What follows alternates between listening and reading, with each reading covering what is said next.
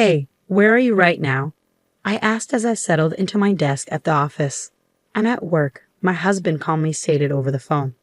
He's lying, I thought, feeling a surge of anger. You're right in front of me, I retorted, to betray me so easily.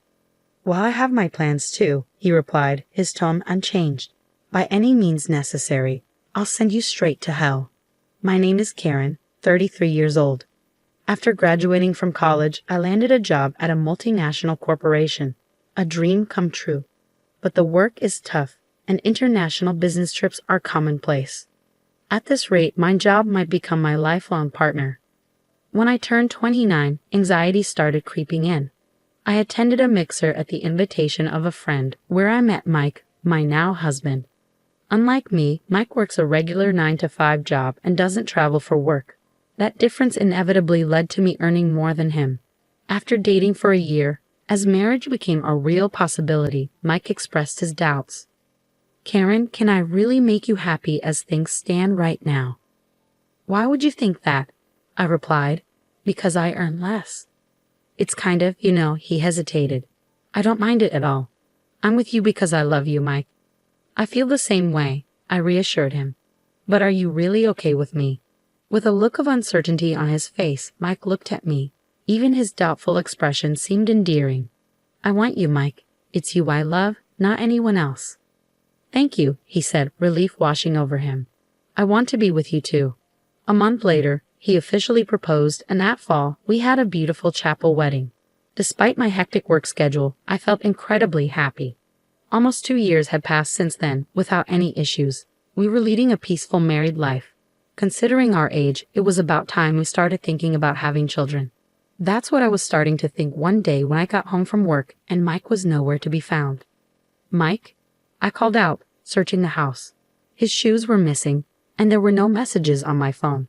Panic started to rise within me. Had something happened to him? Dialing his number, I held the phone to my ear, hoping for the best. On the third ring, his carefree voice answered, "Hello. Mike, are you okay?" I asked, relieved. "Yeah, I'm okay," he replied. "Just got home from work." "But you weren't here," I said, confusion evident in my voice. There were no messages. I was worried. "Sorry, I have to work overtime today," he explained. "It's for a big project. Apparently, if the results are good, I might even get promoted. That's why I need to work overtime, even if it's hard," Mike explained over the phone. "Promotion? That's great," I exclaimed. "Yeah, so I think I'll be working overtime more often from now on. But don't worry about me. See ya." Wait a minute, Mike." I tried to interject, but he hung up without responding. Despite his unilateral attitude, I felt happier than anything. So Mike finally has a chance for a promotion. He was always concerned of the difference in our incomes. I hope this gives him some confidence. Of course, I have no complaints about his current salary. At least as long as we both keep working, we won't face any hardships. However, if his income increases, it would bring even more comfort to our lives, especially considering the possibility of children in the future. A promotion for him would be more than welcome. Since that day, he stopped coming home at the usual time. Even his days off became work days and our time together decreased. When I come home from work, Mike is not there. Even on the rare days off, he's not home. This was lonelier than I had imagined. However, his future promotion is on the line. I wish he would come home early once in a while and want to spend the day off together. Just relax, sing. If I prioritize these feelings of mine, it would be a nuisance to him. Considering this, I could not possibly confront him.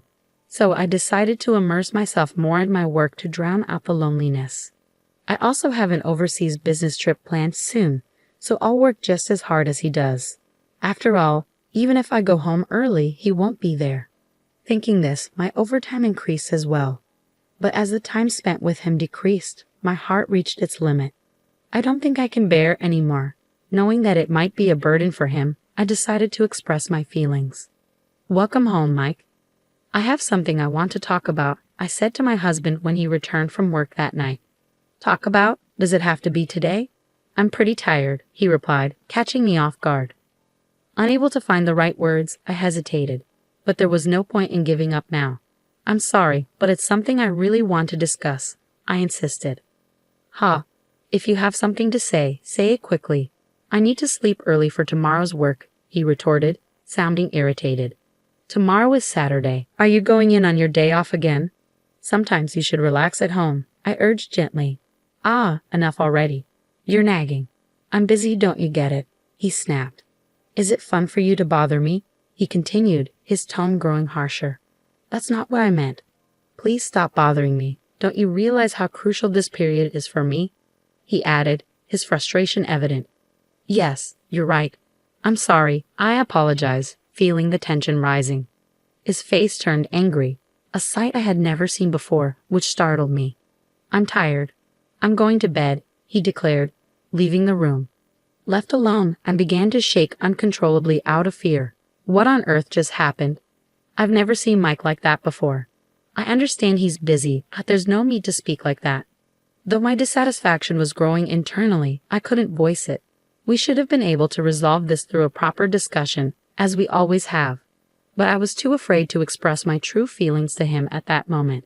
As the days for my overseas business trip were approaching, I had been working late, and on this particular day, I ended up leaving work particularly late and hurried to the train station. Unfortunately, the train was delayed. The chances were slim, but Mike might have gotten home before me. Thinking so, I decided to hail a taxi. Excuse me, could you take me to this address, please? I asked the driver, handing him the address of my apartment. The car started moving. During the ride home, I didn't have the energy to look at my phone, so I blankly gazed out at the scenery. Stop the car, please. Before I knew it, I found myself shouting at the driver. I opened my eyes wide and reconfirmed the scene outside the car window. That's when I saw it. Across the pedestrian walkway, Mike was walking with a woman I didn't recognize. You've got to be kidding me, Mike. Weren't you supposed to be busy with work? Why are you here with another woman? Questions about my husband flooded my mind. I wanted to believe it was a mistake, but everything matched. His clothes, his height. It was blatantly clear. They were exchanging a kiss on the pedestrian path. Next thing I knew, I had my phone out, filming them as evidence of his infidelity. They continued walking arm in arm. As I was capturing the entire scene, the driver asked, "Ma'am?" His voice snapped me back to reality, and I quickly stopped recording. When I arrived home, sure enough, Mike wasn't there yet. I called him, wanting to get the truth. Only the ringing sound of the call echoed emptily from my smartphone. After a few attempts, he finally answered, "Don't keep calling me over and over. You should know I can't answer it if I'm not picking up, right?" "I'm sorry, but there's something I want to ask you," I began tentatively. "I'm working overtime." "I'm sorry, but could we talk later?" Mike interrupted, his voice strained with exhaustion. "Overtime? You don't mean cheating, do you?" I blurted out, my heart racing. "What?" There was a pause, then I heard his voice, filled with anger. After a while, he let out a disgruntled sigh. "Enough of this. How can you say such a thing to your husband who's tired from work? Forget it. I'm not coming home tonight," he declared before hanging up abruptly. Judging by his reaction, it seemed like his affair was confirmed. A strange emotion, neither anger nor sadness, welled up within me. So he was really cheating on me. "We have to talk about this. Things can't continue as they are," I muttered to myself. True to his word, Mike didn't come home that night. From the following day, he'd come home, but there would be no conversation, let alone discussion. In the end, the day of my business trip arrived. First, this time, it's a 2-week trip overseas. On the morning of my departure, as I was wondering how to address Mike, he started talking to me first. "Karen, you're leaving for a business trip today, right? Be careful, okay?" he said, his tone surprisingly gentle. "Huh? Oh yes, thank you, but 2 weeks is such a long time. You often go on these trips, but I still can't get used to it. And it feels lonely," I admitted hesitantly. "Lonely? Do you really feel that way?" he asked, sounding genuinely surprised. "Of course, we've been awkward around each other recently, right? I want to clear up our misunderstandings. So let's have a nice dinner when you get back. There's no way things can work out so conveniently. He's just trying to cover up the fact that he's been cheating, spouting nonsense." I thought to myself, feeling conflicted. Anyone with a bit of thought should be able to see through it. But for some reason, I chose to believe his words. At the time, I hadn't thought that my love for him had completely cooled off after our strained relationship recently, but it seems I can't truly hate him from the bottom of my heart. Did I mistake what I saw the other day? His smile, which I hadn't seen in a long time, was so endearing that it made me have such an illusion. I simply told him, let's have a proper talk when I get back, and left the house.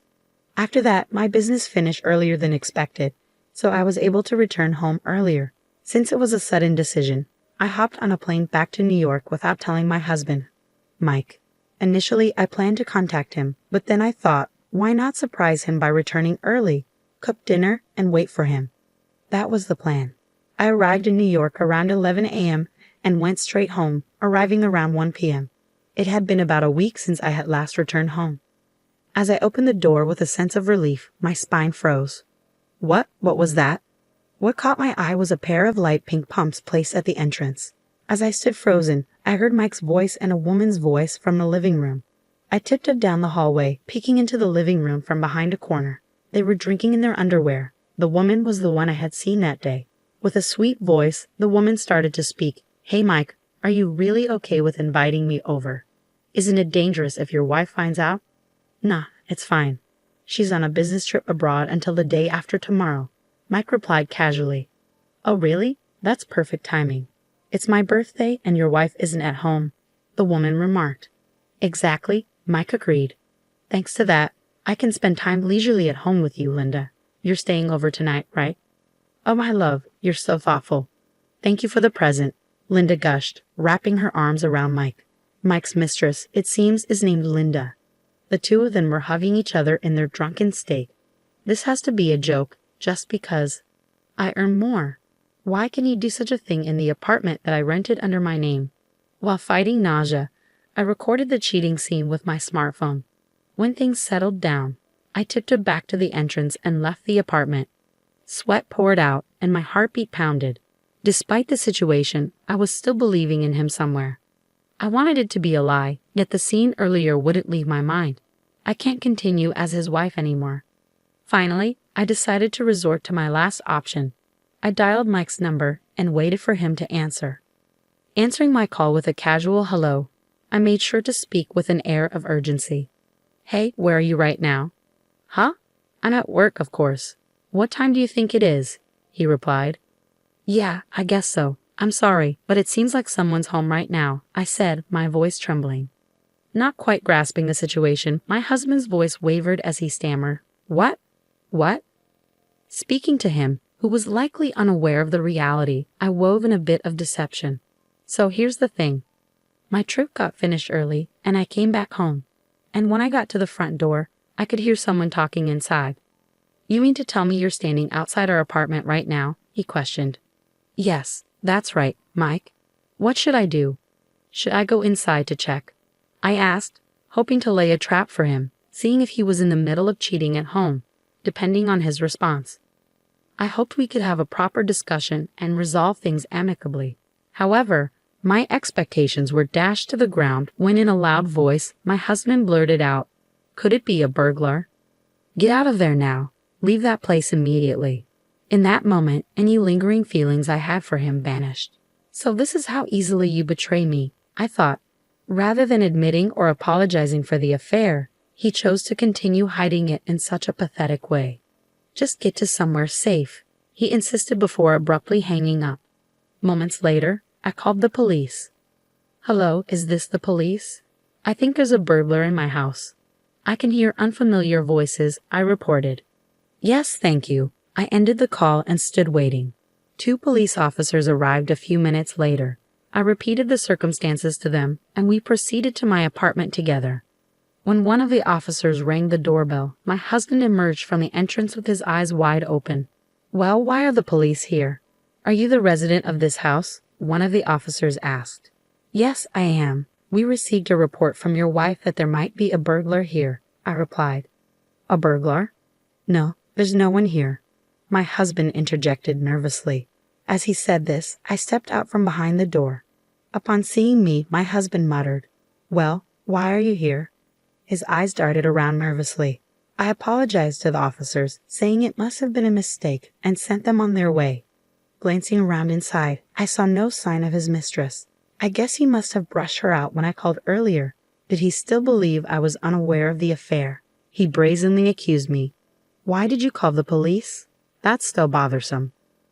Well, it was you, Mike, who said there was a burglar. Besides, weren't you supposed to be at work? Why are you home? That is, never mind. Just look at this, I said, pulling up my phone and presenting him with a video of him, his face drained of color as he watched. This is not what it looks like, Karen. This is, he began, but I cut him off. You're not seriously going to make excuses now, are you? I interrupted. A sweat trickled down his forehead. He seemed desperate to say something, yet no apology came forth. Having had enough, I coldly declared, Oh, just drop it. It's painfully clear that you're a jerk who can't even apologize in such a situation. Hey, how does it feel to lie, cheat, and then get caught? Surely you didn't think it wouldn't happen to me, right? Well, wait, Karen, I get it. I'll apologize, he pleaded. Your apologies mean nothing to me now. In fact, they're worth less than nothing. Even if you apologize, I will never forgive you. I'll sue you for emotional distress, and that woman too. I hope you both rot in hell, you jerks, I spat, fueled by anger. I drove Mike out of the house and locked the front door. He made a ruckus outside for a while, but when I continued to ignore him, he eventually left. Later, I got a call from my in-laws telling me that Mike had returned, saying he had nowhere to go. When I explained the situation to them, they were furious and had Mike write and mail the divorce papers for me. Thanks to that, my divorce was finalized without a hitch. The day after I told my in-laws that the papers had been accepted, they kicked Mike out and apparently cut ties with him. I claimed emotional distress from Mike and the woman he cheated with through my lawyer, insisting on a lump sum payment. The other woman turned out to be Linda, a receptionist at the same company as him. Their affair was quickly made public within the company. Unable to bear it, Linda abruptly left the company. As for Mike, he's enduring the piercing gazes of his colleagues and somehow managing to get through his work. I later found out that his promotion was all a lie, just a tactic to hide his affair.